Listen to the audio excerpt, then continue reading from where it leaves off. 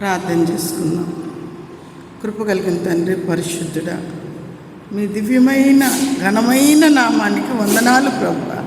స్వామి, మీ వాక్యం రెండంచెల ఖడ్గం నాన్న. మీ వాక్యం బంగారం కంటే, వెండి కంటే శ్రేష్టమైనది, విలువైనది.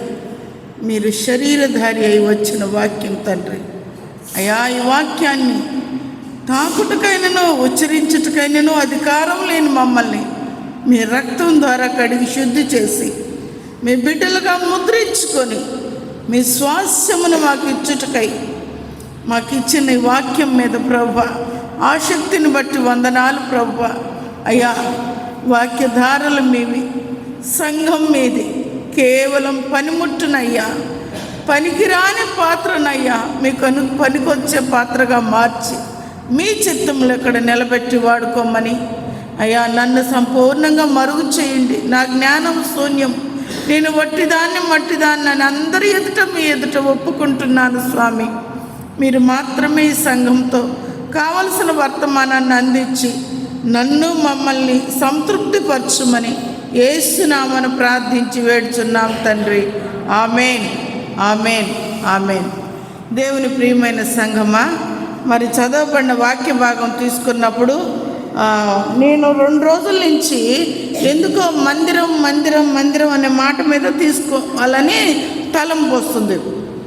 అయితే అసలు మందిరం ఏంటి, మందిరం అనేది ఎక్కడుంది అనే దానికి ఆలోచన చేస్తే ఆదిలో ఈ మందిరము అనేది యాకోబు గారు పెట్టిన పేరు. యాకోబు గారు తన తండ్రి ఇంటి నుంచి పారిపోతూ మామగారి ఇంటికి చేరవలసిన ప్రయాణంలో సాయంత్రం వేళ పొద్దుపోయినప్పుడు లూజ్ అనే ప్రాంతంలో పడుకొని ఆ ఎడారిలో తలగడగా ఒక రాయిని తీసుకొని పెట్టుకున్న సన్నివేశం మీకు అందరికీ తెలుసు. అయితే అతను కలగంటాడు. మరి దేవదూతలు కిందకి పైకి ఎక్కుచూ దిగుచూ ఉన్న సందర్భంలో మరి అతనితో మాట్లాడుతున్నాడు దేవుడు. నువ్వు ఇక్కడ క్షేమంగా ఉంటావు, నీకేం కాదు, నేను నీకు తోడై ఉన్నాను అన్నీ మాట్లాడుతూ ఉన్న సమయంలో ఉలిక్కిపడి లేచాడు. నిద్రపోయింది, మెలుకున్నాడు. అమ్మో, ఇక్కడ నేను దేవుణ్ణి చూచాను, ఇది దేవుని మందిరమే కానీ వేరొకటి కాదు అని తను తలగడగా చేసుకున్న రాతిని నిలబెట్టి దాని మీద తైలం పోసి దాన్ని అభిషేకించి మరి ఆయన అంటున్నాడు, ఇది బేతేల్. ఆ లూజ్ అనే ప్రాంతానికి ఆ రాయిని నాటిన తర్వాత బేతేల్ అని పేరు వచ్చింది. పుట్నోట్లో బేతేల్ అని పేరుకు అర్థం దేవుని మందిరము. హల్లెలూయా. అలా మందిరం నిర్మించటం ప్రారంభమైంది పూర్వకాలంలో.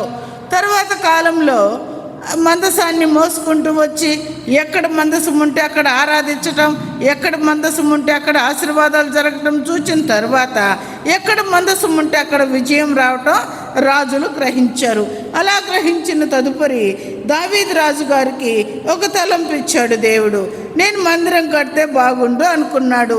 దేవుని సన్నిధిలో అడగమని యాజకులకు మరి అతని దగ్గరకు వస్తున్న ప్రవక్తలకు చెప్పారు. అయితే అతను కట్టడానికి అర్హుడు కాదని దేవుడు బయలుపరిచిన తర్వాత అతని కుమారుడైన సొలొమోను చేత మందిర నిర్మాణానికి పూనుకున్నాడు.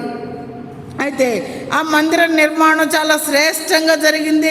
శ్రేష్టమైన బంగారు పదార్థాలు కావలసినవన్నీ సమకూర్చారు దావీదు గారు. సొలొమోను గారు మందిరాన్ని కట్టారు. ఇలా రాజుల కాలం నుంచి మందిర నిర్మాణం జరిగింది. ఆ మందిర నిర్మాణంలో ప్రతిష్ఠించిన రోజున దేవుని యొక్క వాక్యం అతనితో మాట్లాడటం, ఇక్కడ నువ్వు ఏం మొరపెడితే అది నువ్వు వింటావు కదా ప్రభు అని సొలొమోను మహారాజు అక్కడ దేవునితో మాట్లాడటం మనం గమనిస్తాం.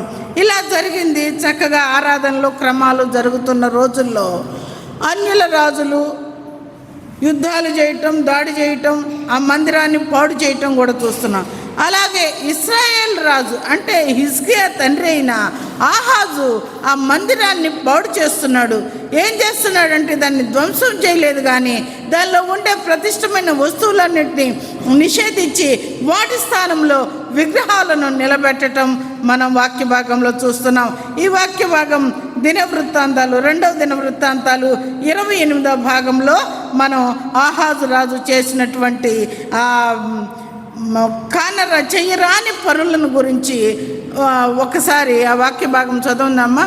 2వ దినవృత్తాంతాలు 28వ అధ్యాయం 24వ వచనం చదవండి. ఆహాజు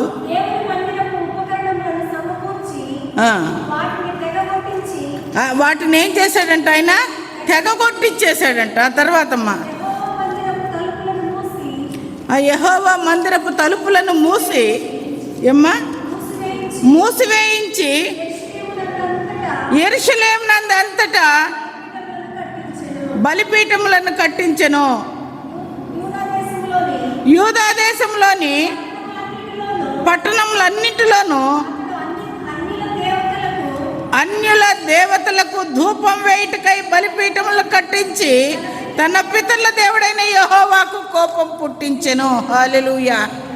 ఎంత పాడు పని అనుకుందాం. మన భాషలో చెయ్యకూడని పని చేస్తున్నాడు. దేవుని మందిరంని కొట్టేపిచ్చేశాడు.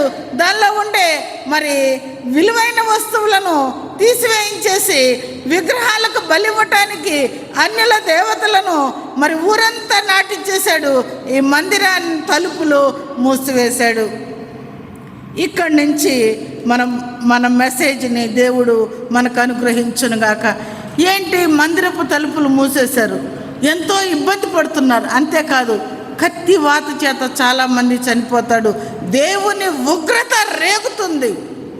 అది చల్లార్చడానికి అతను మరణించేస్తాడు. ఆ తర్వాత అతని కుమారుడైన హిజ్కియా రాజు అవుతాడు. ఎన్నో సంవత్సరం అంటే 25వ సంవత్సరంలో హిజ్కియా రాజుగా వచ్చాడు. అయితే హిజ్కియా దేవుని మార్గములను అనుసరించి నడిచినటువంటి రాజులలో ఒకడు. ఈ హిజ్కియాకి దేవుని మందిరాన్ని బాగు చేయాలనే తలంపు పుట్టింది. పాడైపోయింది, దేశం పాడైపోయింది, ప్రజలు పాడైపోయారు, పంటలు పాడైపోయినాయి, దేనిలో ఆశీర్వాదాలు అనేవి కనబడకుండా ఉంది. ఈ పరిస్థితుల్లో హిజ్కియాకి బహుదుఖం కలుగుతుంది, వేదన కలుగుతుంది. అందుకే అతను అంటాడు, మందిరపు తలుపులను మూసివేసినప్పుడు మరి ప్రజలు తిరగబడొచ్చుగా. రాజు భయపడుతున్నాడు, అడగలేడు. రాజును ఎదిరిస్తే మరణశిక్ష. రాజును కానీ క్వశ్చన్ చేసే రోజులు కాదవి.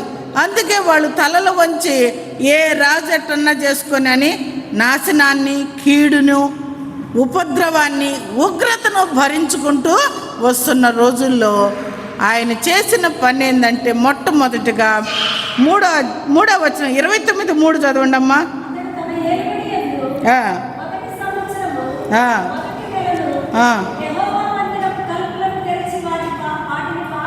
చాలమ్మా. మొదటి నెల మొదటి దినముల్లో ఆయన చేస్తున్న పని ఏంటంటే, దేవుని మందిరపు తలుపులను తెరిచి వాటిని బాగు చేసి యాజకులను, లేవీయులను పిలువనంపి తూర్పుగానున్న రాజవీధుల్లో వారిని సమకూర్చి వారికి ఇలాగ ఆజ్ఞ ఇచ్చెను, లేవీయులారా, నా మాట ఆలకించుడి, ఇప్పుడు మిమ్మును మీరు ప్రతిష్ఠించుకొనుడి. హల్లెలూయా. తలుపులు తీశాడు. తలుపులు కూడా తుప్పు పట్టిపోయినాయో, మరి ఇంకేమన్నా డస్ట్ పట్టిపోయినాయో వాటిని బాగు చేయించేశాడు. ఇంకెక్కడన్నా త్వరలు పోయినాయో, వంకలు పోయినాయో మనకు తెలీదు, వాటిని బాగు చేశాడు. తలుపులు బాగు చేయటం అంటే ఆత్మీయ జీవితంలో నీ తలంపులు బాగు చేసుకోవటం, నీ హృదయపు తలుపులు దేవుని కోసం తెరవబడటం. అందుకే దేవుడు అంటున్నాడు, నీ హృదయం అనే వాకిటి వద్ద నేను నిలుచుండి తలుపు తట్టుచున్నాను, ఎవరు నా స్వరం విని తలుపు తీస్తారో అతనితో నేను, నాతో అతను కలిసి భోజనం చేస్తాం. హల్లెలూయా, హల్లెలూయా. తలుపు నొద్ద నిలబడి తట్టుచున్నాడు. మరి పరమగీతాల్లో ఉంది, నా ప్రియుడు తలుపు నొద్ద నిలబడి తట్టుచున్నాడు. ఆ తలుపు అనేది దేవునికి మనకి అడ్డుగా మూసివేయబడినటువంటి పరిస్థితిని, గాఢాంధకారాన్ని సూచిస్తుంది. చూడండి, ఈ తలుపు వేశాం, బయట ఏం జరుగుతుందో మనకు తెలియదు, ఎవరు తిరుగుతున్నారో మనకు తెలియదు. అంటే ఏమీ లేనటువంటి పరిస్థితి. పాపము అంట మరి యెషయా గ్రంథంలో చెప్పబడినది, మీ పాపములు మీకును మీ దేవునికిని అడ్డుగా నిలిచినవి. ఈ తలుపులు తెరిచేస్తే అంటే నీ పాపంను విడిచిపెడితే దేవుడు నీకు దేవుడు స్పష్టంగా కనిపిస్తారు. అందుకనే మరి హిజ్కియా గారు చేసిన మొదటి పని ఏంటంటే తలుపులు బాగు చేశాడు. తలుపులను బాగు చేసిన తర్వాత యాజకులను లేవీయులను పిలువనంపించి చెప్తున్నాడు, ఇక్కడ మిమ్మల్ని మీరు ప్రతిష్ఠించుకోండి. మీ పితరుల దేవుడైన యెహోవా మందిరమును ప్రతిష్ఠించి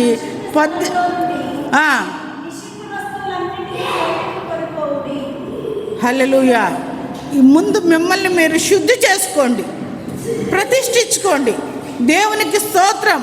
పోయిన మరి మన మందిర 2వ వార్షికోత్సవం రోజున తల్లిగారు, ఆత్మీయ తల్లిగారు అయినటువంటి పుష్పలత గారు ఇక్కడ నిలబడి ఎవరు ప్రతిష్ఠించుకుంటారంటే పాపం అరగంట పావు గంట దాకా ఎవరు కదల్లా.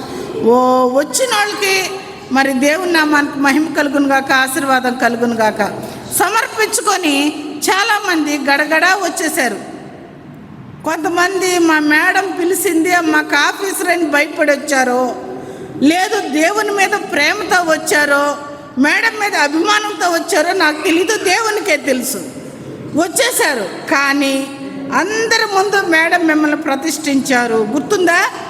జ్ఞాపకం వచ్చిందా? 6వ తారీఖు వారం అయింది అంతే కదా, వారము 5 రోజులు. ఈ ప్రతిష్ఠించబడిన జనము ఎలా ఉండాలి, మనం అసలు ఏం చేయాలి?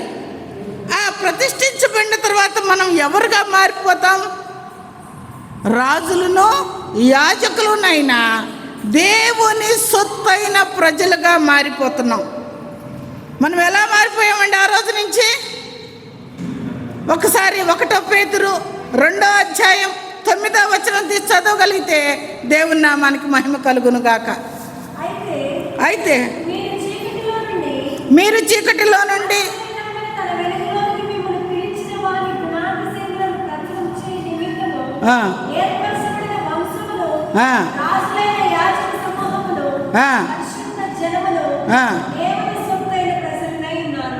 అబ్బా ఎన్ని క్వాలిటీస్ వచ్చేసినాయి అండి ప్రతిష్ఠించుకున్నాక. రాజులు, యాజక సమూహము, పరిశుద్ధ జనము, దేవుని సొత్తైన ప్రజలు, 4 క్వాలిటీస్ వచ్చేసాయి. 4 దిక్కుల నుంచి మనకు అధికారం వచ్చిందని అనుకుందాం. ఎప్పుడు ప్రతిష్ఠించుకున్న తర్వాత, ప్రతిష్టాభిషేకం మన మీద కలిగిన తర్వాత మనం అధికారులం అయిపోయాం.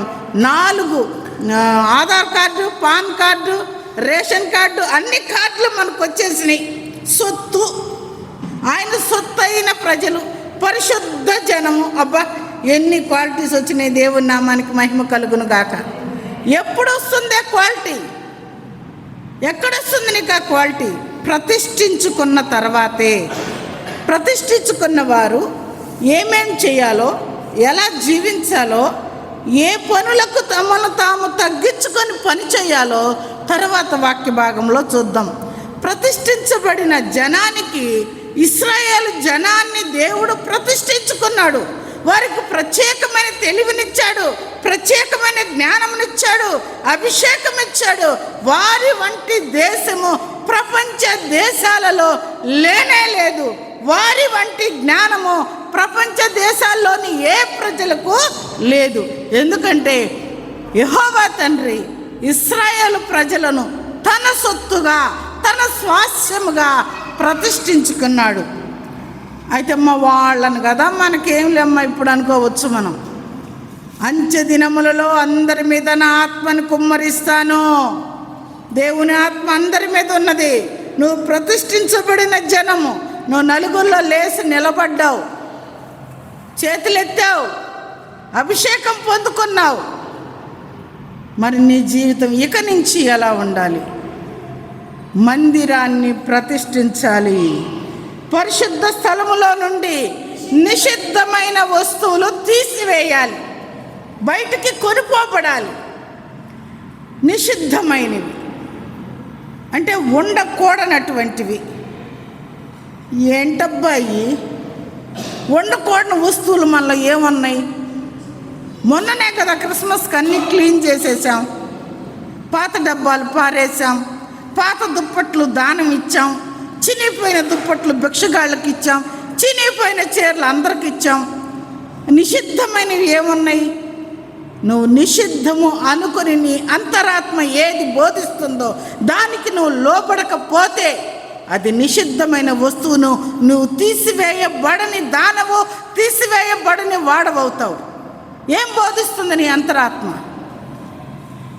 పరిశుద్ధాత్మ నీలో ఉంచాడు.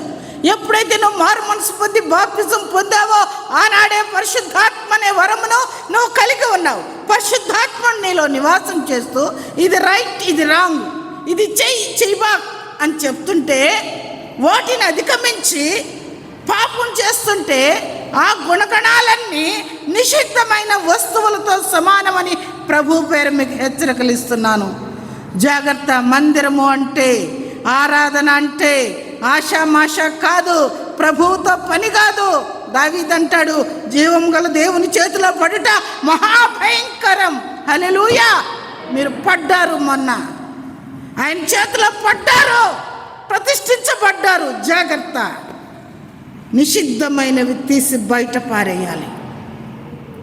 నిషిద్ధమైనవి తీసి బయట పారవేయకపోతే నీకు, నీ దేవునికి, నీ పాపం అడ్డుగా నుండి నీ జీవితం గతంలో ఆహాజు రాజు చరిత్రలో ప్రజలు ఎలా నలిగారో అలానే నలిగిపోతావు. మరొక కొత్త రాజునిచ్చాడు. మరొక కొత్త రాజు ప్రవేశించి మందిరాన్ని కట్టమని ఆజ్ఞాపించి మందిర కార్యక్రమాల్లో చేయవలసిన పనులను ఆజ్ఞాపిస్తున్నాడు. ప్రతిష్ఠించుకోండి. పరిశుద్ధ స్థలంలో నుంచి నిషిద్ధమైనవి తీసివేయండి. 1 కొరింథీ 6వ అధ్యాయం 19వ వచనంలో మనం చూద్దాం. 1 కొరింథీ 6వ అధ్యాయం 19, 20 వచనాలు చదవండి అమ్మా. మీ దేహము దేవుని వలన మీకు అనుగ్రహించబడి, హల్లెలూయా, మీలో ఉన్న పరిశుద్ధాత్మకు ఆలయమై ఉన్నదని మీరు ఎరుగరా? ఇప్పుడు నువ్వే ఒక ఆలయం, నీ దేహమే ఒక ఆలయం. సిగరెట్లు తాగే గుణం ఉందా? చాటుగా గుట్కాలేసే గుణం ఉందా? దూషించే గుణం ఉందా? వ్యసన పడే గుణం ఉందా? దాంకునే గుణం ఉందా? సణుక్కునే గుణం ఉందా? ఏదుంది నీ దేహంలో? ఎదురు తిరుగుదా గుణం ఉందా? ఏ గుణం ఉందో తీసి బయట పారవేయకబడకపోతే ఆరాధన జరగదు ఆలయంలో. ఏంటి? నీ దేహంతోనే నువ్వు దేవుని మహిమపరచాలని వాక్య భాగంలో ఉంది. తర్వాత వాక్య భాగం 20 చదువమ్మా. మీరు మీ సొత్తు కాదు, విలువ పెట్టి కొనబడిన వారు గనుక మీ దేహంతో దేవుని మహిమపరచుడి.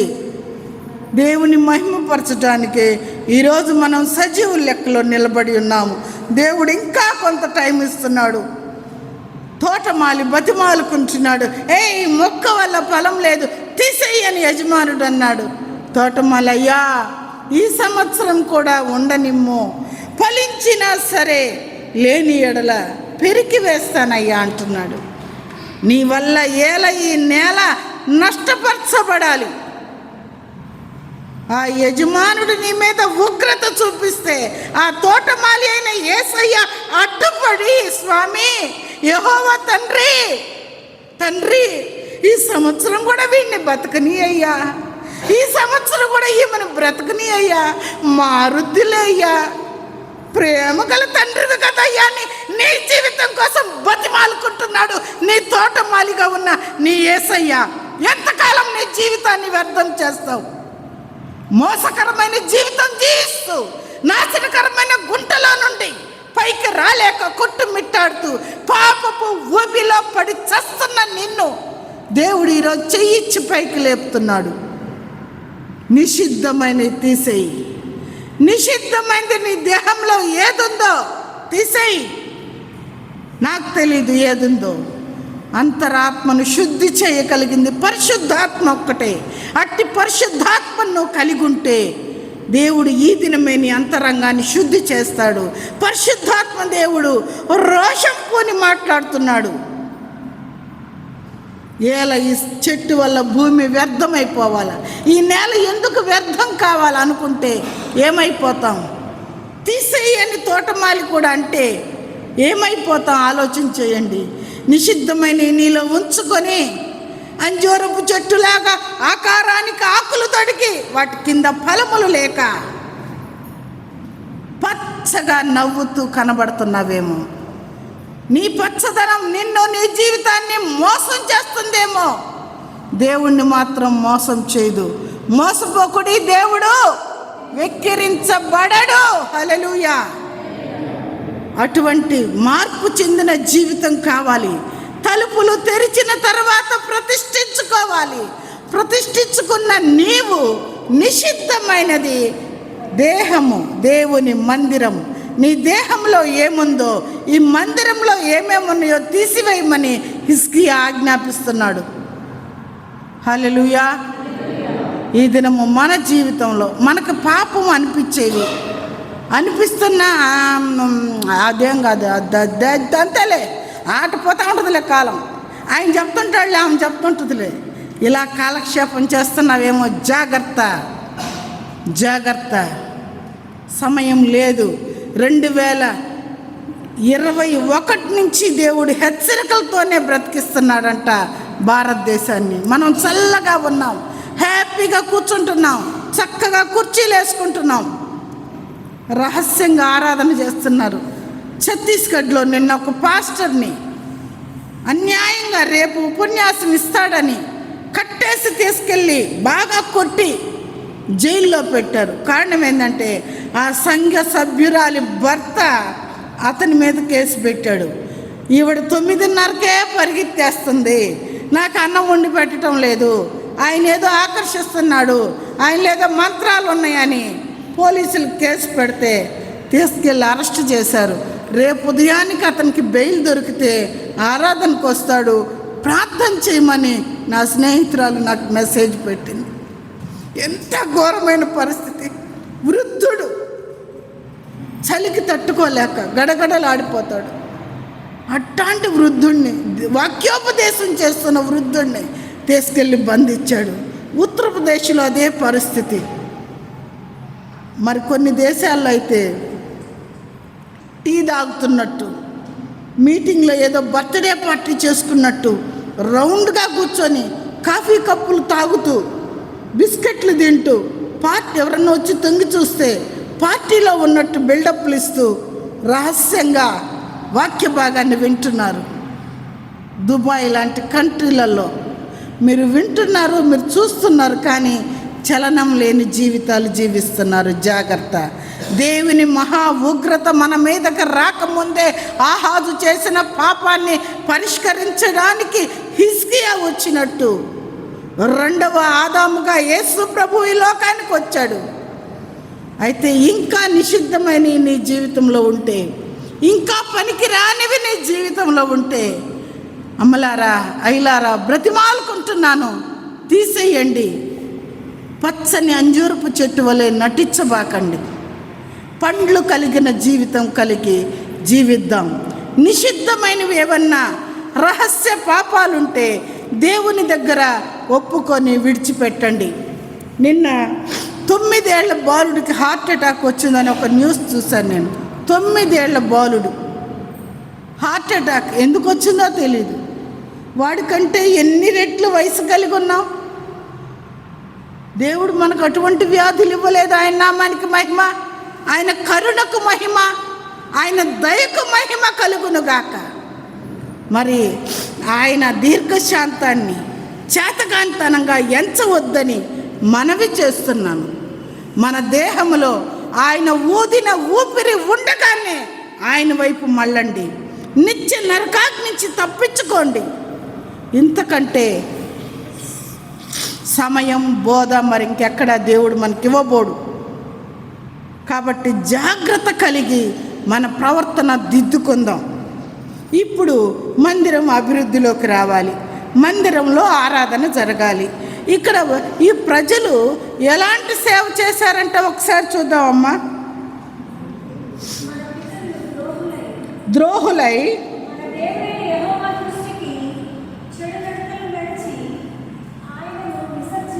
ఫస్ట్ ఆయన్ని విసర్జించారు. ఆయన్ని కలిగి ఉంటే పాపం చేయలేరు కదా, ఆయన్ని విసర్జించారు. విసర్జించే పదార్థాలు మీకు అన్నీ తెలుసు.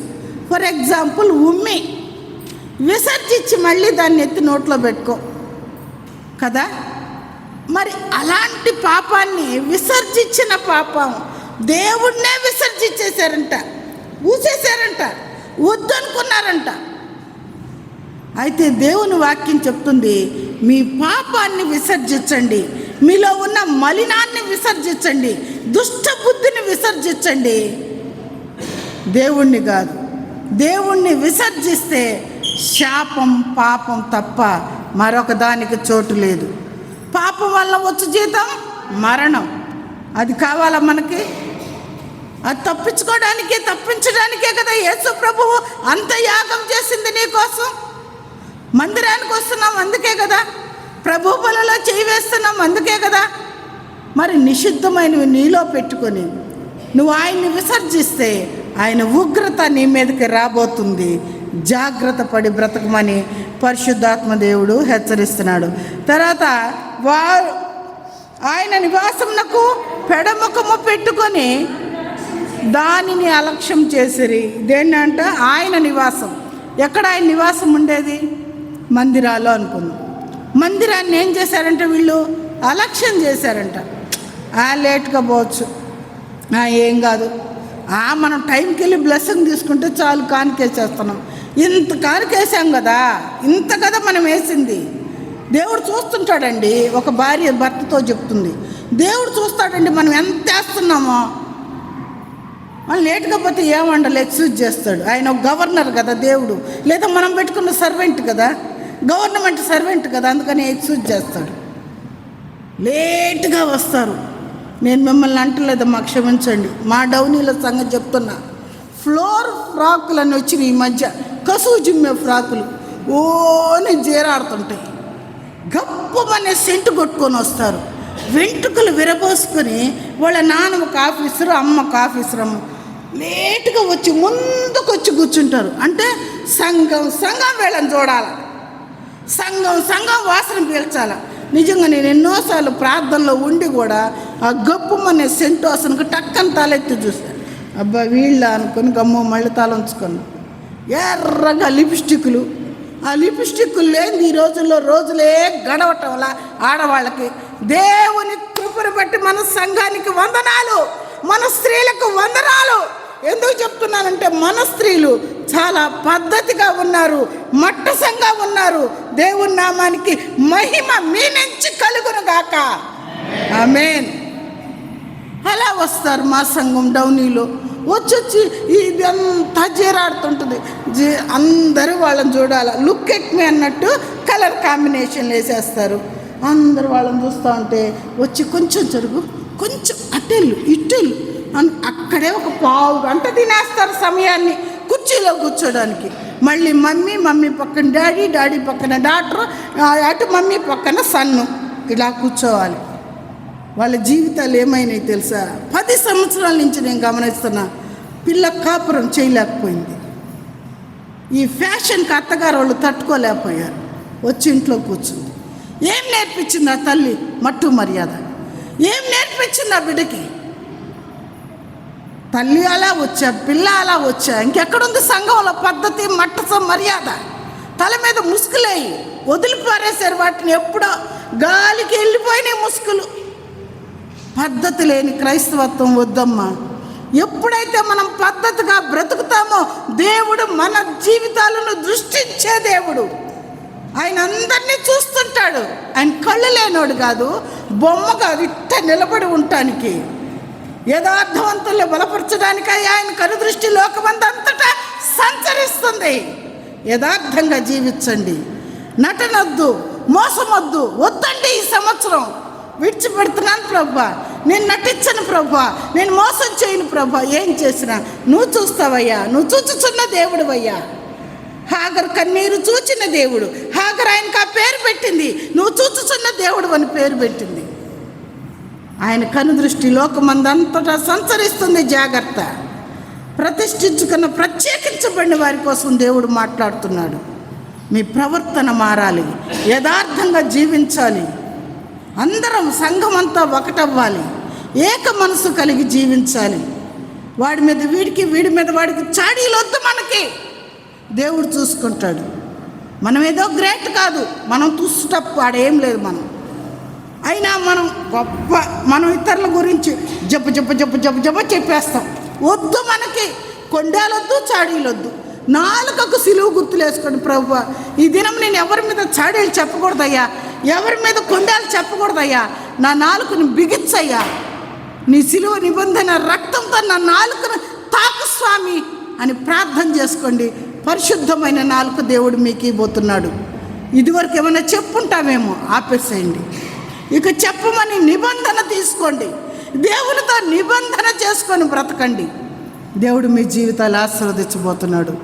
చూడండి అమ్మా, మనం గతించిపోతాం. నీతిమంతుల పిల్లలు వాని తదనంతరము దీవెన నొందెదరు. మన దీవెనల, మన ప్రవర్తన ఫలం మన బిడ్డలు అనుభవిస్తారు. జాగ్రత్త కలిగి మన ప్రవర్తన దిద్దుకుందాం. పరిశుద్ధాత్మ దేవుడు, ఈ వాక్యం వద్దు ప్రభువా, నేను చెప్పలేనయ్యా, 4 వచనాలే కదా ప్రభు, టెక్స్ట్ మెసేజ్ ఇమ్మని దేవుడు నాతో మాట్లాడాడు. తెల్లవారుజామున కూడా ప్రభువా, ఇంకేదన్నా ఒక తలంపి ప్రభు అని మాట్లాడు. నో, 3 గంటలప్పుడు దేవుడు నాతో మాట్లాడాడు. నో, ఇది నువ్వు గంభీరంగా మాట్లాడే ధైర్యం నేను నీకు ఇస్తానన్నాడు. నేను ఎవరికే భయపడను.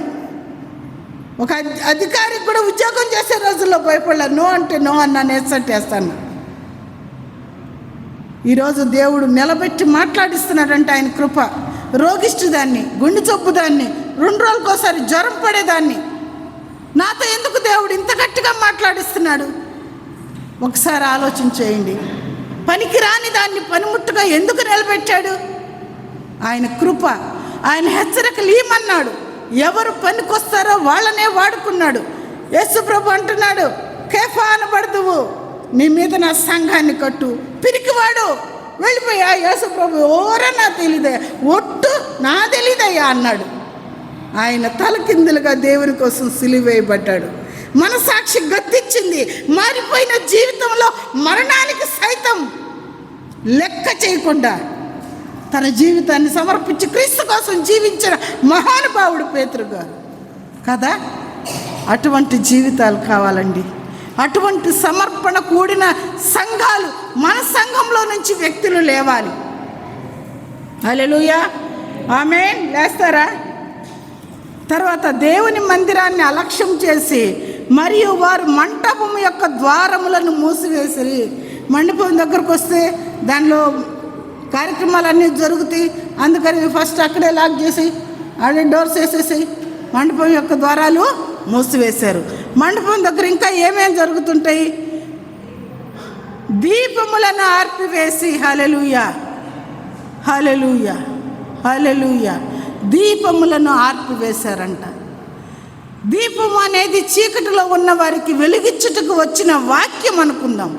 ఆ వాక్యం లేకుండా చేశారు. నేను ఇదివరకు ఒకసారి దీని మీద మాట్లాడున్నట్టు నాకు ఇప్పుడు జ్ఞాపకం వస్తుంది.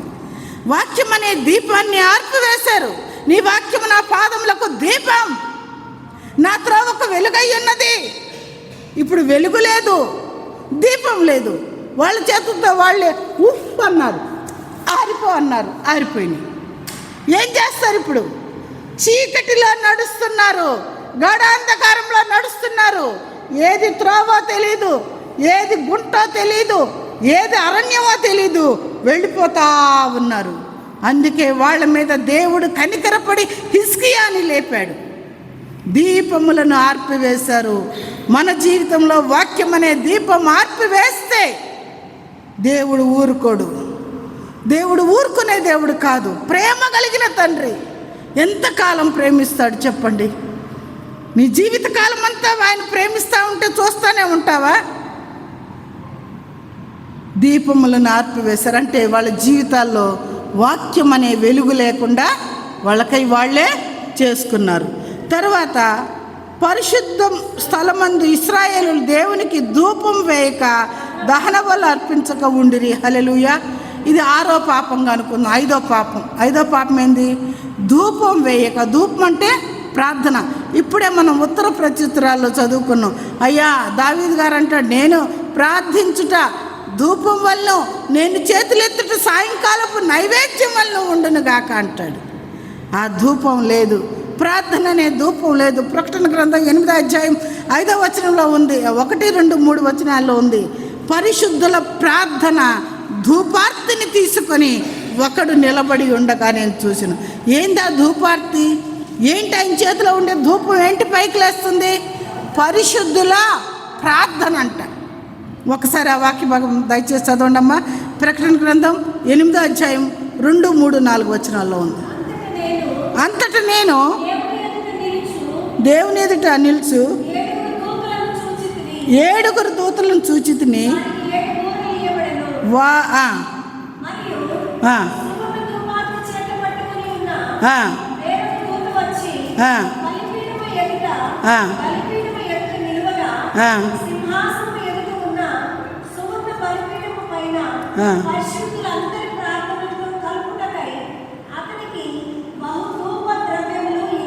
హల్లెలూయా, హల్లెలూయా. పరిశుద్ధుల ప్రార్థనలతో కలపడానికి సాంబ్రాణి, బోళం, ధూపద్రవ్యాలు అవే కదా, అవి ఇవ్వబడ్డాయంట. అప్పుడు గొప్పన పరిశుద్ధుల ప్రార్థనలు గొప్పని లేస్తాయి. ఆగ్రానిస్తాడు దేవుడు. అబ్బా ఎంత మంచి వాసన. మా బన్ను పాప అంటుంది, భలే వాసన, ఏ సెంట్ వచ్చిందా, అబ్బా భలే వాసన అంటది. అట్ట నా యేసయ్య లేచి ఈ ధూపార్తి వాసన ఎక్కడిది, ఈ ధూపపు వాసన ఎక్కడిది, ఎక్కడిది ప్రార్థన? పరిశుద్ధుల ప్రార్థన. హల్లెలూయా. పరలోకంలో ఉండేవి అవే పరిశుద్ధుల ప్రార్థనలే అక్కడికి చేరుతాయి. నీ టాలెంట్ చేరదు, నీ స్టేటస్ చేరదు, ఏది చేరదు. చేరేది పరిశుద్ధుల ప్రార్థన, పరిశుద్ధుల ప్రవర్తన. అవి 2 జాగ్రత్తగా కనిపెట్టుకోండి. ధూపార్తి తర్వాత చదవమ్మా.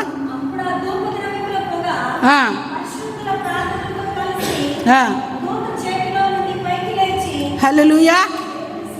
దూత చేతిలో నుండి ఎక్కడికి వెళ్ళిందండి? దేవుని సన్నిధికి వెళ్ళింది. పరిశుద్ధుల ప్రార్థన ధూపార్తితో కలవబడుతుంది అంటే మన కన్నీరు, మన విరిగి నలిగిన మనసు, మన చేదైన అనుభవాలు ఇవన్నీ ప్రార్థనలో వస్తాయి. అదే ధూపార్తి, అదే ధూపద్రవ్యాలు. నీ కష్టాలు, నిన్ను అన్యాయంగా హింసించిన వారు, నిన్ను దూషించిన వారు, నీ మీద నిందలు పెట్టిన వారు, ఇవే ధూప పదార్థాలు. ఇవి ప్రార్థనతో కలిసినప్పుడు అవి పైకి లేస్తాయి. హల్లెలూయా. ఆ వాసన నీ ప్రభు అయిన యేసయ్య అంగీకరించడానికి 24 పెద్దల మధ్య ఆసీనుడయ్యున్నాడు. హల్లెలూయా. అటువంటి అనుభవంలో మనం ఉండాలి. తర్వాత వాక్య భాగం మీరు అనుమతిస్తే ఒక 25 నిమిషాల్లో కంప్లీట్ చేస్తానండి. దినవృత్తాంతాలు 29కి 7వ వచనానికి వస్తున్నానమ్మా.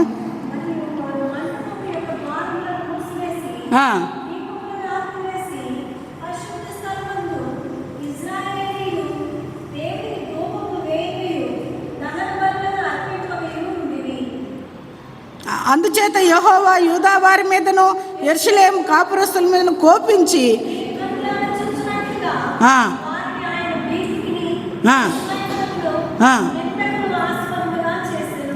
ఆ భీతికిని నిందకును ఆస్పాదముగా దేవుడు చేసేస్తున్నాడు. ఎందుకు? తలుపులు తెరవలేదు, శుభ్రం చేయలేదు, ప్రతిష్ఠించుకోలేదు, పెడమొహం పెట్టుకున్నారు, ఆయన్ని విసర్జించారు. వాక్యం లేదు, వాక్యం అనే దీపం లేదు, ఆర్పివేశారు. ప్రార్థన అనే ధూపం లేదు, దహన బలి అనే సమర్పణ లేదు. ఇవేవీ లేకుండా ఉన్నందువలన దేవుని యొక్క ఉగ్రత ఇశ్రాయేలు ప్రజల మీదకి వచ్చినట్టు వాక్య భాగంలో మనం చూస్తాం. అందుకని దేవుడు మీరు కన్నులారా చూచినట్లుగా వారికి ఆయన భీతిని, విస్మయమును, నిందకును ఆస్పదంగా చేసిన కాబట్టి మన తండ్రులు కత్తి చేత పడిరి, మన కుమారులను కుమార్తెలను భార్యలను చెరలోనికి కొనిపోబడిరి. పాపపు చెరలోకి మన బిడ్డలు, కుమారులు కుమార్తెలు లోకపు చెరలోకి, లోకంలో ఏలుతున్న పాపపు చెరలోకి వెళ్ళిపోతున్నారు. ఎవరింట్లో అయితే ప్రార్థన అనే ధూపార్తి, దహన బలి అనేది, దీపం అనే వాక్యం నిత్యము వెలుగుచుంటుందో వారి బిడ్డలు చెరలోకి పోరు. ఇక్కడ చక్కగా ఇచ్చినారు వాక్యం. మన తండ్రులు కత్తి చేత పడిరి, మన కుమారులను కుమార్తెలను భార్యలను ఈ చెరలోకి కొనిపోబడిరి. చూసారా, చెరలోనికి కొనిపోబట్టం అంటే లోకంలోకి ఈడ్చబట్టం, లోకము మనలోకి రావటం. చెరలోకి లాక్కుపోయారు. సాతానుడు తేలిగ్గా వదలడండో, భలే గట్టిగా పట్టుకుంటాడు. మనం ఇటు రావాలంటే కూడా రానీడు. ఉదయం దాకా చర్చికి పోదాం అనుకుంటాం. చర్చి టైం అయ్యేటప్పటికి ఏదో ఒక అనారోగ్యం పెట్టేస్తాడు, చర్చిలో అడుగు పెట్టనీడు. అంతేకాదు, చర్చి పరిసర ప్రాంతాల్లోకి వచ్చేటప్పటికి ఏదో తలంపిచ్చి సినిమాలకు వెళ్ళిపోతారు, బస్సులు ఎక్కేస్తారు, నేరుగా నెల్లూరులో దిగుతారు, మార్నింగ్ షో చూసుకుంటారు, మధ్యాహ్నం ఇంటికి వస్తారు. ఎక్కడికి వెళ్ళావురా? చిన్న పని ఉంటే పోయా.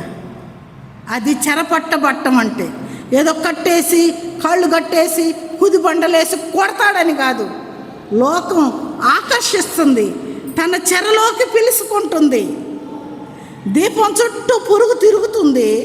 ఆ మంటలో పడితే కాలిపోద్దని తెలుసు, అయినా ఆ మంటను వదలదు. ఆ దీపం చుట్టే తిరుగుద్ది ఆ పురుగు. అలా పాపం చుట్టూ మన బిడ్డలు తిరుగుతారు. అదే చెరగొని పోవటం అంటే పాపం విడిచిపెట్టదు. పాపం మనల్ని పట్టుకోకముందే, అది మనం పట్టుకున్నామా వెళ్ళిపోయినాం చెరలోకి. అది మనల్ని పట్టుకోకముందే వాక్యం ద్వారా జాగ్రత్త పడ్డామా దేవుని కృపలో ఎదుగుతాం. మన భార్యలు కుమారులు కుమార్తెలు చెరకొని పోబడిరి. సాతాను యొక్క చెర నుంచి విడిపించబడాలి అంటే మీ ఇంట్లో వాక్యం అనే దీపం నిత్యము వెలగాలి, ప్రార్థన అనే ధూపం వేయాలి, సమర్పణ అనే దహన బలి ఉండాలి. ఈ మూడు ఉన్న రోజు మీ బిడ్డలు చెరలోనికి పోరు. మీ తండ్రులు కత్తివాత చేత హతమవరు. కత్తివాత అంటే బ్యాడ్ హ్యాబిట్స్.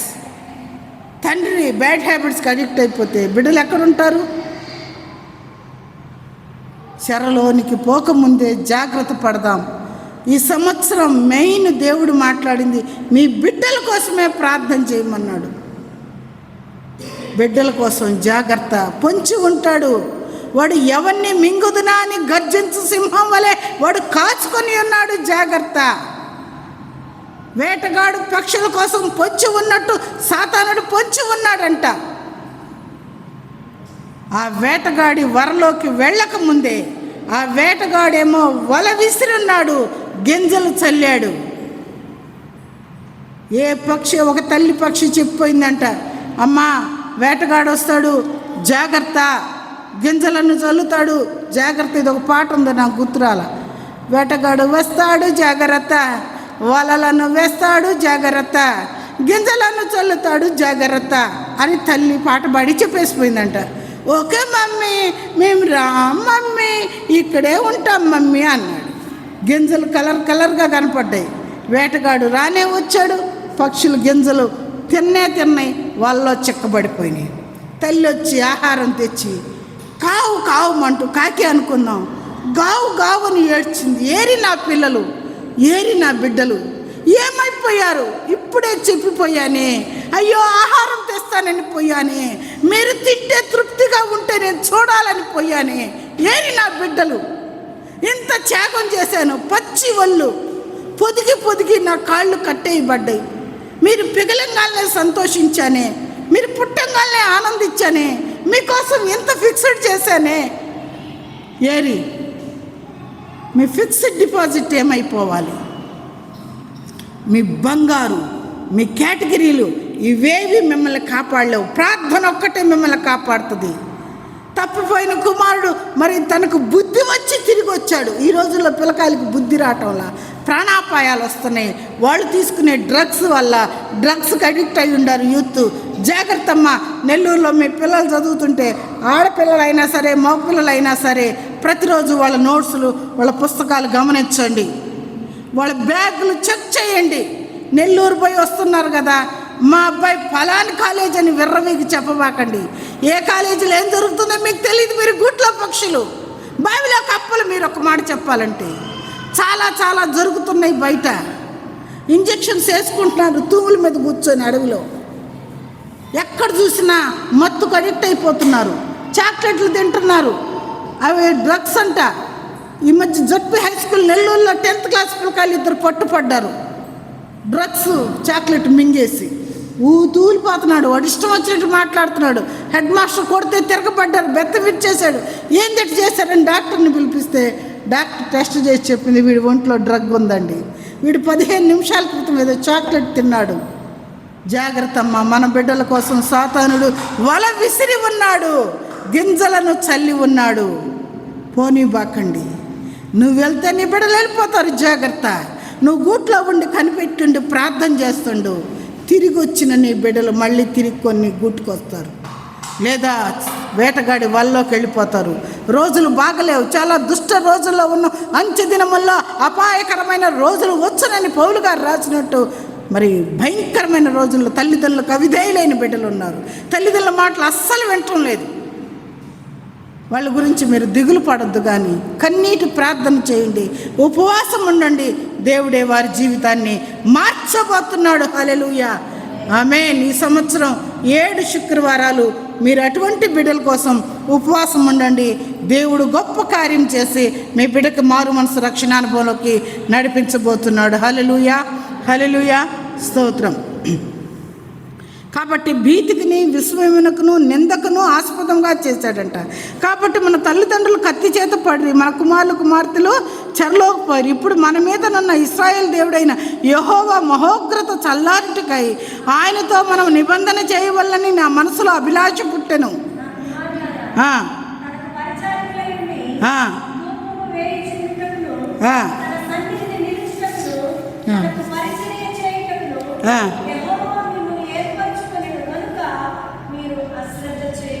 హల్లెలూయా.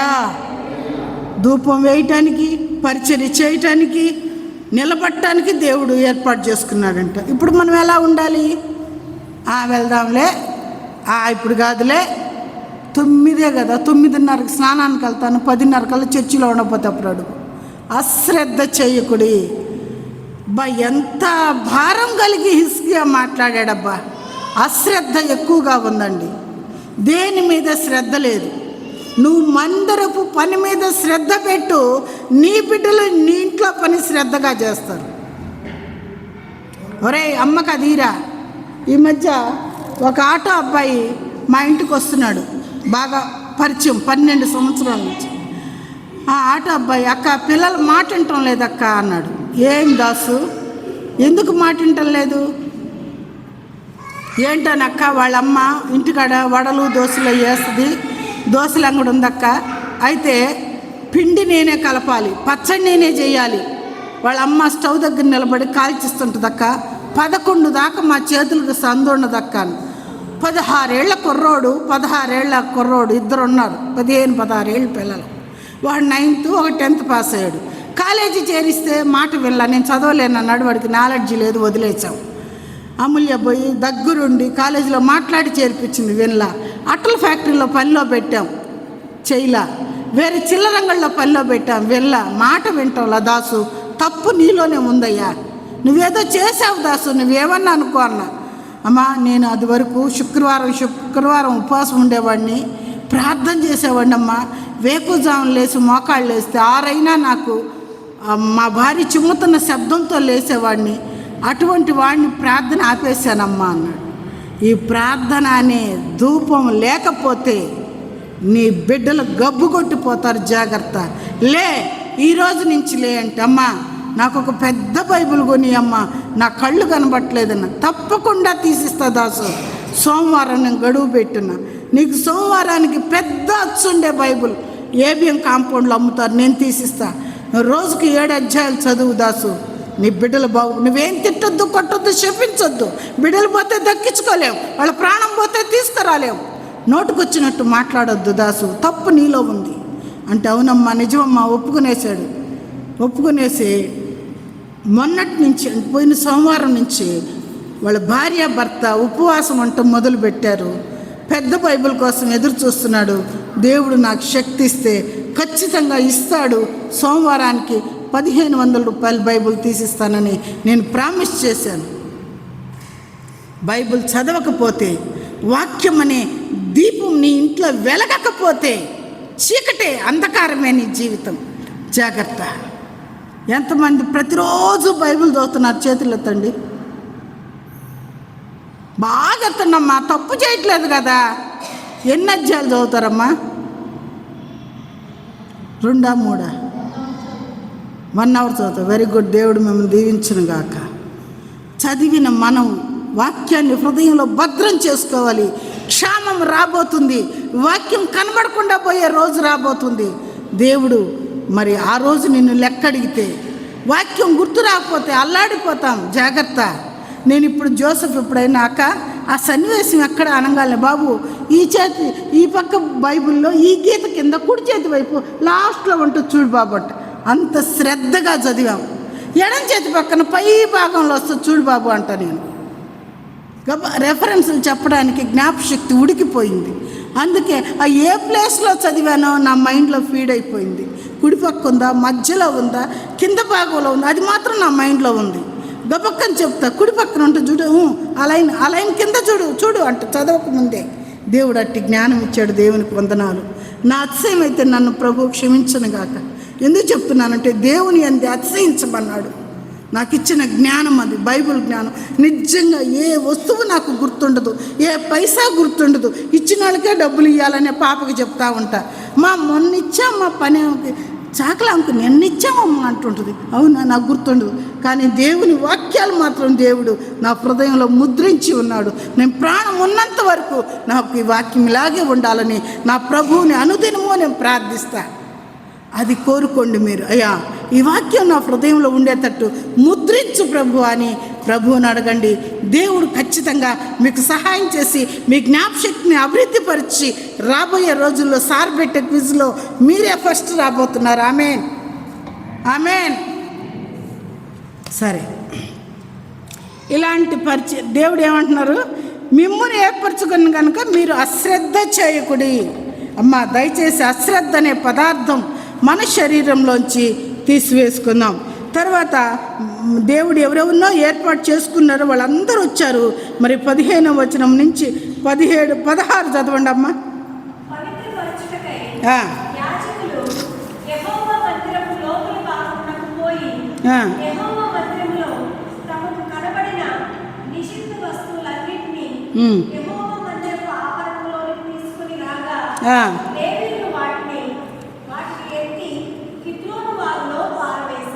హల్లెలూయా, హల్లెలూయా. కిద్రోను వాగులో ఒక వస్తువు వేస్తే కొట్టుకుపోవటమే కానీ రివర్స్ వచ్చేది లేదు. అందుకే వాళ్ళు గబగబా నిషిద్ధ వస్తువులన్నింటినీ వాళ్ళంటే శుభ్రం చేయటానికి 8 రోజులు పట్టిందంట. 8వ తారీఖు నుంచి 16వ తారీఖు దాకా వాటిని శుభ్రం చేశారంట. ఆ వాక్య భాగం 17వ వచనంలో ఉంది, చదువమ్మ.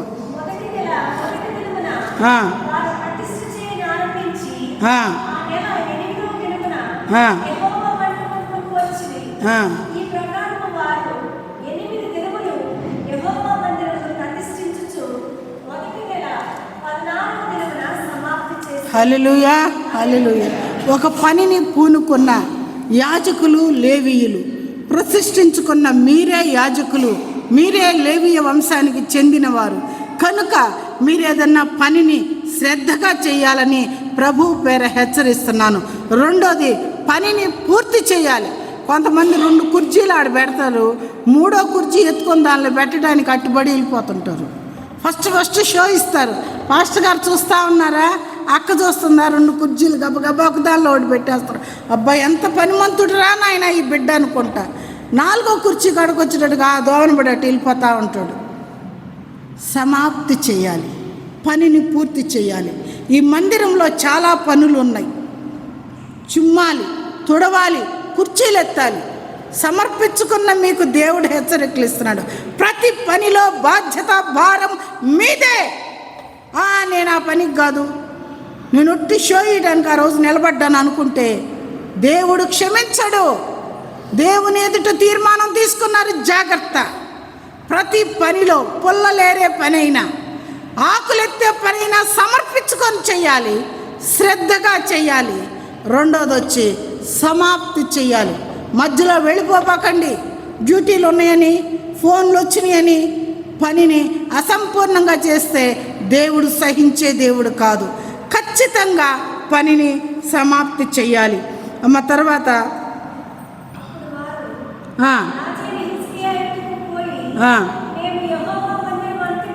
అరుణ్ గబగబ చదువమ్మా.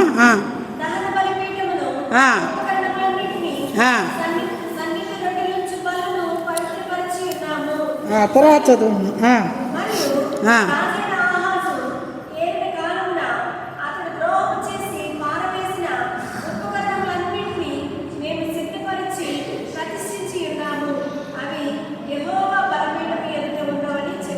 చెప్పు. హల్లెలూయా. బల్ల, రొట్టెలుంచే బల్లని, మిగతా ఉపకరణాలన్నింటినీ వాళ్ళు సిద్ధపరిచారంట. మనం కూడా ప్రభు బల్ల ఉపకరణాలను సిద్ధపరచాలి. రెండవదిగా వాటిని శుభ్రం చేయాలి. పరిశుద్ధ స్థలంలోకి మళ్ళీ వాటిని తీసుకురావాలి. ఆ పని ఈ సంవత్సరం మొదటి నుంచి ఈ సంవత్సరం ఆఖరి వరకు నేను చేస్తానక్క, నేను చేస్తాను ప్రభువా అని ఎవరైతే తీర్మానించుకుంటారో వారిని, వారి బిడ్డల్ని దేవుడు, ఈ జనాంగాన్ని, ఈ లేవీలను, ఈ యాజకులను ఆశీర్వదించిన దానికంటే రెట్టింపు ఆశీర్వాదాలు మీకు, మీ కుటుంబానికి రాబోతున్నాయి. హల్లెలూయా. కాబట్టి పనిని పూర్తి చేయటం నేర్చుకోండి. రెండోది సిద్ధపరచటం నేర్చుకోండి. ప్రభు వల్ల మరి చర్చి తొడవాలి. ఎంత కష్టం. మనకు సర్వెంట్ లేరు కదా. ఆ పనిలో నాది ఈ 2 అంగుళాలు నేను దుడుస్తా కొందరు అంటారు, ఈ 2 అంకణాలు నేను దుడుస్తా అంటారు. లేదు మందిరం అంతా నేనే దుడుస్తా అని కొందరు సమర్పించుకుంటారు. ఎవరు ఎంతవరకు తుడుస్తామని సమర్పించుకుంటారో మీ పనిని బట్టి దేవుడు ఆశీర్వాదాలు మీరు పొందుకోబోతున్నారు. హల్లెలూయా. తర్వాత 20 చదువు నాయన.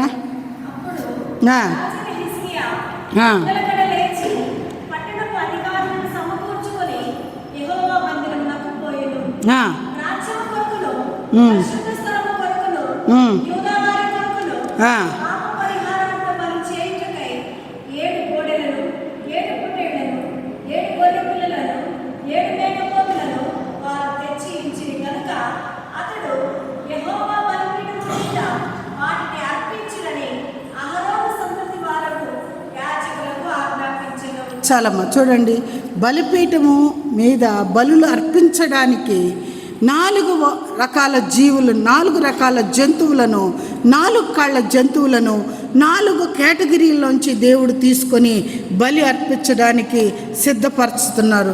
మరి వాళ్ళు సిద్ధపరిచిన తర్వాత అవి ఆ రక్తాన్ని ప్రోక్షించడం, పాప పరిహారార్థ బలిగా అర్పించటం, అదంతా అయిన తర్వాత 25వ వచనం, దావీదునకు దీర్ఘదర్శి అయిన గాదును ప్రవక్తవైన నాతానును చేసిన నిర్ణయం చొప్పున యెహోవా మందిరములో తాళములను, స్వరములను, సితారాలను వాయించుటకై అతడు లేవీయులను ఏర్పాటు చేసెను. ఎవరు లేవీయులు?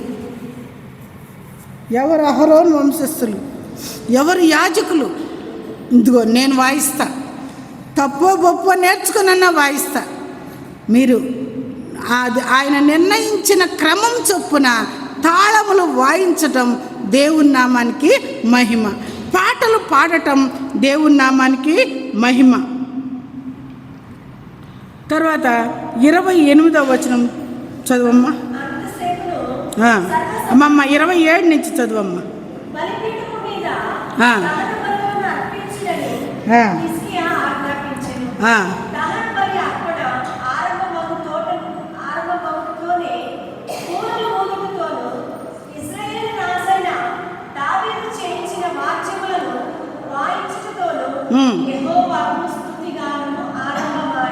బుర్రలు ఊతున్నారు, వాయిద్యాలు వాయిస్తున్నారు, పాటలు పాడుతున్నారు, బలులు అర్పిస్తున్నారు, స్తుతిగానము చేస్తున్నారంట.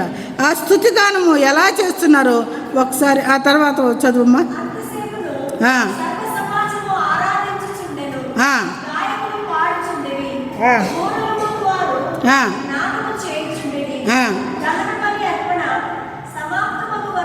ఇదంతా తర్వాత చదువు.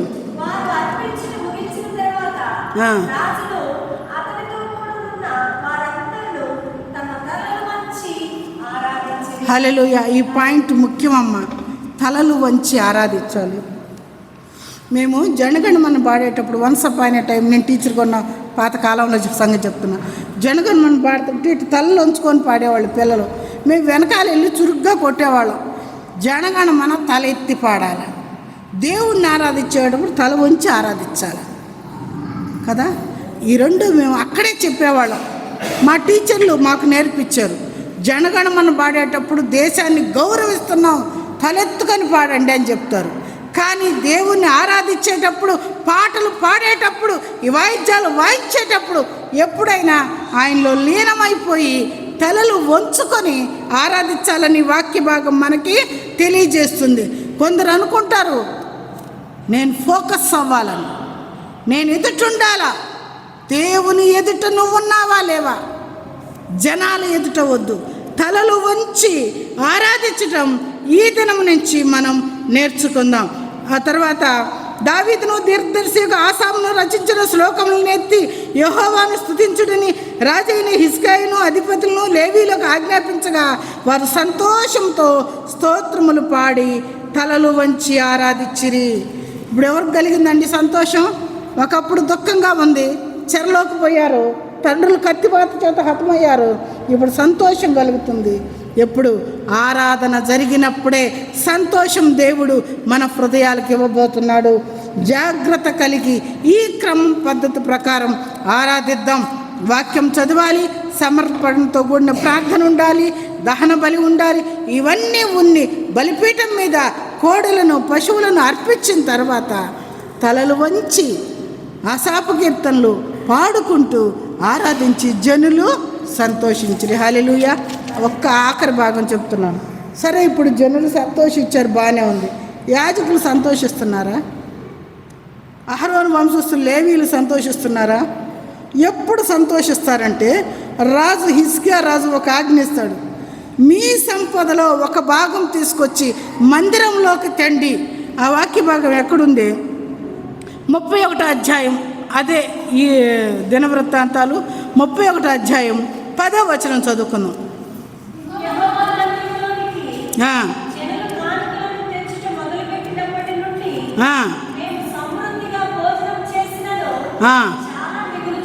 హల్లెలూయా. ఎప్పుడండి సమృద్ధి? యాజకులకి మందిరంలోనికి కానుకలు తెస్తేనే. తెస్తున్నాం, నిజంగా తేకుండా అయితే రాం. బై బర్త్ క్రిస్టియన్స్ కదా. మనం చిన్నప్పుడు పావలా వేసేవాళ్ళం, దేవుడి దయ వల్ల పావలాలు లేవు. రూపాయి వేసేవాళ్ళం, రూపాయలు కూడా కనబడటంలా. 10 రూపాయల బిళ్ళలు టక్కుమంది తగులుతున్నాయి జోబులో చేయబడితే. 5 రూపాయల కాగితాలు కూడా పోయినాయి వేద్దామంటే. 50 రూపాయల కాగితం టక్కని తగులుతుంది, పచ్చగా కనబడుతుంది. ఎట్ట పెట్టి ఎట్ట చూసుకుంటే పచ్చగా కనబడింది. అబ్బా, నేను కూడా పర్సులో పెట్టి ఇట్ట బట్టి చూసుకుంటా. నాకు బ్లూ కాగితం, మా పాప చెప్పు పప్పుల్ కలర్ అంటుంది బనుది. నా పప్పుల్ కలర్ కాగితం మా కానుకలు వేయాలా అంటుంది. గ్రీన్ 500 కాగితం ఇచ్చామనుకో, ఇది వద్దు, ఇది గ్రీన్ది, నాకు పప్పుల్ కలర్ వేయమంటుంది. ఇప్పుడు మనం కూడా పప్పుల్ కలర్ కానుకలు వేయటానికి సిద్ధపడాలి. గ్రీన్ వేస్తున్నామా, పర్పుల్ కలర్ వేస్తున్నామా, ఏ కలర్ వేస్తున్నాం? కానుకలు ఇస్తే యాజకులు సంతోషంగా కడుపు నిండా భోంచేస్తారు. జాగ్రత్త. ఇది నేను అడుక్కోవడానికి చెప్పటం లేదు. పరిశుద్ధాత్మ దేవుడు, ప్రభువా నేను ఈ మాట చెప్పనయ్యా, నాకు సిగ్గయ్యా అని దేవుడు కాడ పోరాడాను. ఇందాక కారులో వచ్చేటప్పుడు దేవుడు నువ్వు చెప్పు అన్నాడు. నేను అడుక్కోవడానికి చెప్పట్లా, దయచేసి నన్ను అపార్థం చేసుకోవద్దు. కానుకలు ఇచ్చినప్పుడే యాజకుడు సంతృప్తిగా తిని భోంచేస్తాడు. యాజకుడికి సంతృప్తి కడుపు నిండకపోతే ఆకలితో వాక్యం చెప్పలేడు, నీ జీవితాన్ని సరిచేయలేడు. అతను కొదువులతో దిగువులతో ఉంటే నీకు ఆశీర్వాదం రాదు. సమృద్ధిగా హోటల్లో భోంచేసి బాయ్ టాటా అంటే వెళ్ళిపోతే ఆ యజమానుడు ఒప్పుకుంటాడా? హోటల్ యజమాని ఒప్పుకుంటాడా? నీ బంధువైనా సరే, సర్లే బావా రేపు ఇద్దువులే అంటాడు. ఏమంటాడు? సర్లే బావా రేపు ఇద్దువులే అంటాడు. వాడు కూడా వదలడు. సమృద్ధి కలగాలి అంటే నీ ఇంట్లో నుంచి కానుక దేవునికి రావాలి. అప్పుడే మందిరం సమృద్ధితో నింపబడుతుంది. ఆ సమృద్ధి నీ ఇంట్లో ఉంది. అందుకే దావీదుకు దిగులు పుట్టిందంట, నేనేమో ఇంత మంచి ఇంట్లో ఉన్నాను, నా దేవునికి ఒక మందిరం లేదే. ఆ దిగులు, ఆ విచారం అతన్ని కలవరపెట్టింది. మందిరం కట్టేదాకా ఒప్పుకోలే, సామాను సమకూర్చేదాకా, వృద్ధాప్యంలో శక్తి ఉడికిన వయసులో మందిరానికి సామాగ్రి సమకూర్చాడు దావీదు. దేవుని ప్రియబిడ్డ, ఎంత కానుక తెస్తున్నావు? దశంభాగం తెస్తున్నావా? దశంభాగం యాజకుడిది కదా, మందిరంలోకి రావాలి కదా, దేవుంది కదా. ఎంతకాలం దొంగిలిస్తావు? మేమేం దొంగిలిచ్చాం? మలాకి గ్రంథంలో అంటాడు, మేమేం అబద్ధం చెప్పాం, మేమేం దొంగిలించాం, అబ్బే మేము నీతిమంతులు అని చెప్తాడు. కానీ దేవుడు చూస్తున్నాడు, నీ సంపాదన చిల్లి సంచిలో పోసినట్టు కాకముందే, ఆ దినము రాకముందే దశంభాగం విడదీయటం నేర్చుకోండి. 10 పైసలు నీకు ఆదాయం వచ్చినా 1 పైసా కానుక ఇవ్వటానికి సిద్ధపడండి. అప్పుడే 30 దంతులుగా 60 దంతులుగా 100 మీ జీవితాలు ఆశీర్వదించబడతాయి, ఆర్థికంగాను, ఆత్మీయంగాను, ఆరోగ్యపరంగాను. హల్లెలూయా. దేవుడు తన పరిశుద్ధ వాక్యం దీవించి ఆశీర్వదించునుగాక. ప్రార్థన చేసుకుందాం. కృపగలిగిన తండ్రి, పరిశుద్ధుడా, ఈరోజు మీరు మనవన్నీ నేను మాట్లాడాను స్వామి.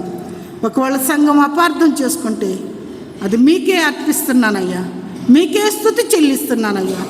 మీరు ఇవ్వమన్న హెచ్చరికలన్నీ మీకు లోబడి నేను మాట్లాడాను స్వామి. నాకు నిలబడే శక్తినిచ్చిన నా దేవా మీకు వందనాలు, గొంతునిచ్చిన నా దేవా మీకు వందనాలు, హెచ్చరికలు ఇవ్వటానికి పరిశుద్ధాత్మనిచ్చిన దేవా మీకు వందనాలు. నాయన, రాబో దినముల్లో మా సంఘము హిజ్కియా సంఘం వలె, హిజ్కియా మందిరం వలె ఆశీర్వదించబడిన సంఘంగా ఉండునట్లు, అందరం సంతోషంతో గానం చేయనట్లు, యాజకులు సంతృప్తిగా భోంచేయనట్లు, ఆశీర్వాద ఫలాలు మా మీద నిలిచి ఉండునట్లు, తరతరాలకి దీవెనకరంగా ఆశీర్వాదకరంగా మా అందరి బ్రతుకులు మార్చమని, విన్న వాక్యం వ్యర్థం కాకుండా మీరు ముద్రించి ముందు రోజులకు ఆశీర్వాదాలు పంపించమని యేసు నామమున ప్రార్థించి వేడుచున్నాం తండ్రి. ఆమేన్, ఆమేన్, ఆమేన్.